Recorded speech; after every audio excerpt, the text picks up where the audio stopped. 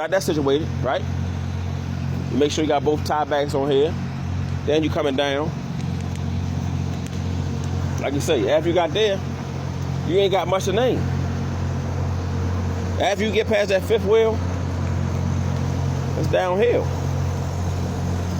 Because you can stay, once you get to the fifth wheel, right?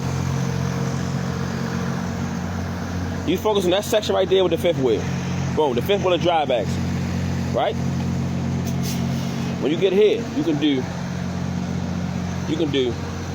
that section right there. When you get right here, you can stay right here. My side panels, my long panels, my cross panels, my floorboards. Then you go to your landing gear. Boom. You go for your landing gear, you can name your lights. While you still right, before you get all the way down, you can name your lights. Security mounted, clean, proper color should be amber to the side, red to the rear. Before you get to the back. Bang. So once you're doing that, you're coming down here. You got the DOT reflectors, the stickers. You get right here, you already name your lights. When you get right here to this axle, right? Now you back to your tanner release on your pins, your torque rod right there. Bang. Stay right here. You do your suspension. Your front and rear spring mounts. These springs, you both shotguns over, expect the same as I did up front. My lug nuts and my rims will be inspected the same as I did on my drive axle. My hub oil seal will be inspected the same as I did on my steer axle. Bang. The only thing back here you gotta explain is your brakes. Your your brake hose, your brake chamber, your push rod, the slack adjuster, the brake drums, your brake liner on this axle, right? When you get back here, right? You gotta explain this details because you didn't do it up front. After you get this together, boom.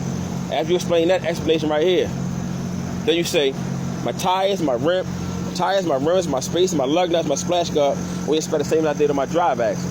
So now you just sum that up. The only thing I explain back here is your brakes and